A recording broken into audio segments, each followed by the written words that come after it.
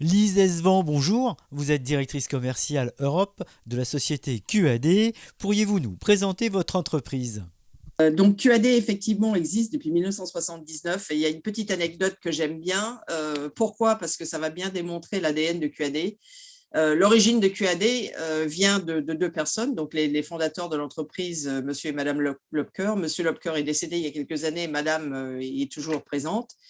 Et elle était informaticienne, lui était plutôt industriel, donc il avait une entreprise à l'époque qui fabriquait des tongs.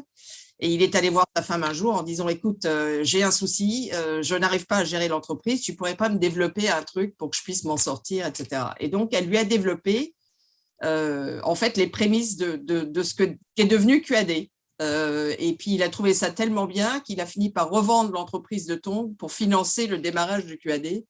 Et c'est comme ça que QAD a démarré en 1979.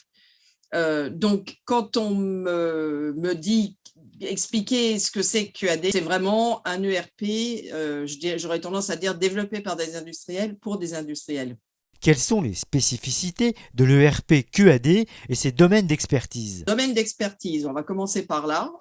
On est présent aujourd'hui dans 6-7 verticaux au niveau mondial, mais bien évidemment, on est présent dans plus de 30 pays. Ce qui veut dire qu'on ne va pas forcément être présent dans tous les verticaux, dans tous les pays, parce qu'il y a des spécificités locales qui font qu'on va être plus ou moins performant dans l'une et l'autre. Le but, c'est quand même d'aider nos clients en fait, à se transformer, à devenir des entreprises agiles. La pandémie qu'on vit depuis 2 ans l'a montré. Il y a beaucoup d'entreprises qui, au démarrage, ont eu énormément de problèmes parce que les gens n'étaient plus au bureau, n'étaient plus dans l'usine, mais qu'il fallait quand même, hormis les 2 mois où tout le monde était vraiment fermé, il a quand même fallu redémarrer la machine. Et finalement, ils se sont rendus compte qu'à distance, c'était quelque chose de très compliqué à faire. Et le but de QAD, c'est vraiment d'arriver à leur donner cette agilité parce qu'aujourd'hui, si on ne l'a pas, on meurt tout simplement. Enfin, donc voilà un petit peu, je dirais, les spécificités. Après, on parlait de chiffres tout à l'heure. Les spécificités de QAD, c'est qu'on est présent dans 60 pays. On couvre 60 pays en termes de processus. Donc, il y a des spécificités financières, par exemple, notamment l'Inde et le Brésil, où la finance, c'est quelque chose de très complexe. Donc, on couvre en fait ces pays-là en termes de réglementation pour permettre justement aux financiers de faire le reporting qu'ils ont besoin de faire auprès des autorités. Ça, c'est un des points. Les solutions sont disponibles en plus de 14 langues. Donc, on couvre quand même un certain nombre de pays, donc que ce soit la Russie, la Chine, l'anglais forcément. On a, en termes de services, en fait, développé une méthode qui est basée sur une cartographie de processus. Donc, on sait, par exemple, que dans l'industrie automobile, pour les équipementiers, ils vont avoir besoin de 10 éléments. Et ces 10 éléments, on va les reprendre systématiquement pour chacun de nos clients équipementiers, ce qui nous permet d'aller beaucoup plus vite dans le déploiement. Donc, le but de QAD, c'est de rentrer chez un client, de faire en sorte que ça fonctionne, de les aider à faire marcher. Et puis, une fois que ça fonctionne, on passe à autre chose. En termes de déploiement, il y aura toujours forcément le support et tout le reste pour continuer à soutenir le client. Mais le but, ce n'est pas de faire des déploiements longs qui vont durer 2 ans ou 3 ans, comme on a pu voir dans notre métier, en quelque sorte.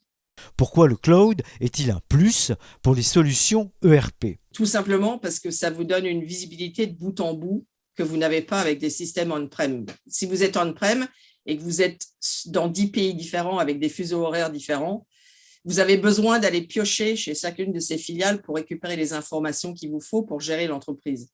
Si vous êtes dans le cloud, vous allez pouvoir récupérer ces informations en temps réel, n'importe où dans le monde. Donc, si votre directeur financier est basé aux États-Unis ou en Chine, il va quand même pouvoir avoir les éléments pour pouvoir, lui, continuer à travailler, lui ou elle, continuer à travailler sur les éléments.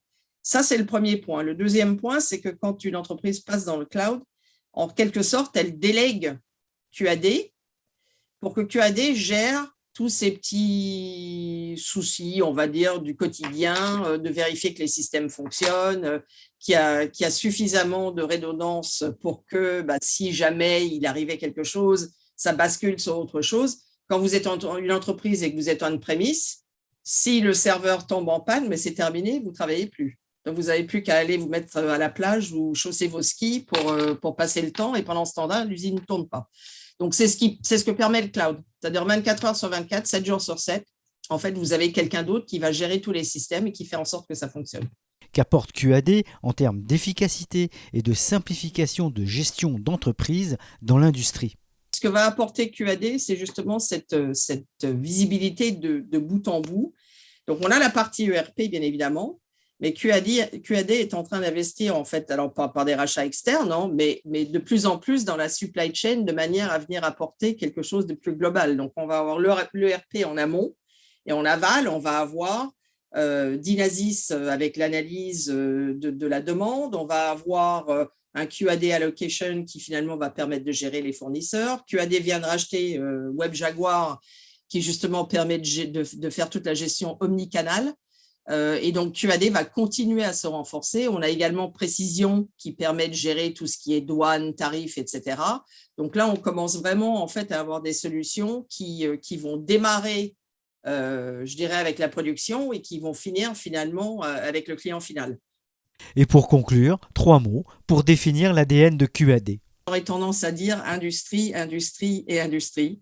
Parce qu'on est vraiment focalisé là-dessus, contrairement à certains de nos confrères qui vont être plus généralistes et couvrir plus de segments. C'est l'ADN de QAD et on a une compréhension de l'industrie qu'ont peut-être un petit peu moins les généralistes qui vont couvrir d'autres segments.